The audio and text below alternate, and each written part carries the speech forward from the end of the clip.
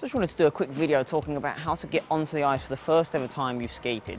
So you've made it to the rink, well done for doing that in the first place. Now's the time when you've laced up your skates correctly, now is the time when you're about to get onto the ice for it could be the first time in your skating career. So you want to make sure you do it correctly and safely, just to make sure we don't have any accidents when first getting onto the ice.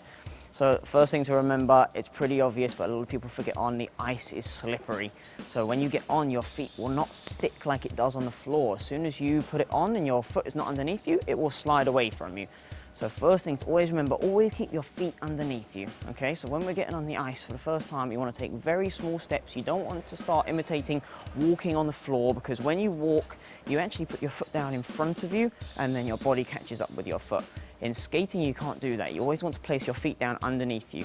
So we advise you to start off with those feet in a nice small V shape, and they're picking up your feet slowly. Why do we put them in a V shape?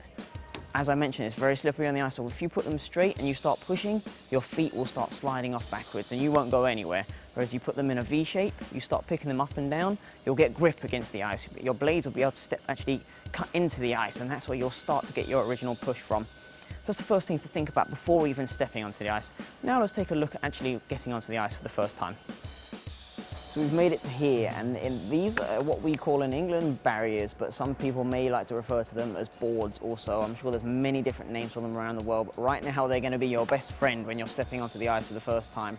Don't be too crazy, don't go too wild when you want to step on. You want to make sure you keep hold of the barrier when you step on for the first time. However it feels comfortable for you, just make sure you have your balance as you take that first step onto the ice.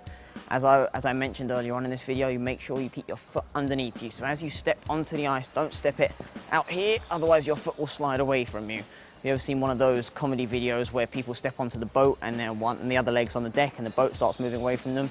That's going to happen to you as well in ice skating. So make sure when you step down, your foot steps down underneath your weight. Okay, then you're still holding onto the barrier and your other foot steps down. And you can see right here, I'm completely straight and over both my feet. So now you've got yourself onto the ice, and this is it, you've made it. You're almost halfway there at this point. So next thing is, keep one hand on the barrier. You don't want to have two hands because that ends up just twisting your body. You want to keep your body quite nice and neutral in this position, all right? So, and also, as I mentioned earlier on, let's get those feet into a V shape right here. You want to make a small V shape. Kind of like, I tell a lot of people, it's kind of like a penguin waddling to start off with, right? You see the penguins, they have very small waddles and small steps when they first start to move across the snow. We're going to be doing the same thing on the ice. So try and keep one hand off the barrier and try and keep it up for balance. The other hand holding onto the barrier, our feet in a V shape with our knees nice and soft. You don't want to have too straight knees. That's a big mistake I can see people make when they get too tensed up and their knees are completely straight. Make sure your knees are a little bit soft, the arms up, and you start that penguin waddle. And when you feel comfortable, this arm can come off the barrier. It can stay above the barrier, so you've got it there for safety if you ever need it. But make sure that you always keep your feet underneath you and you're keeping your steps small to begin with. Okay, when you feel confident enough and you've been skating along in your penguin waddle for a little bit and you feel comfortable enough and you feel like you got some balance, then it's time to skate off and have some fun.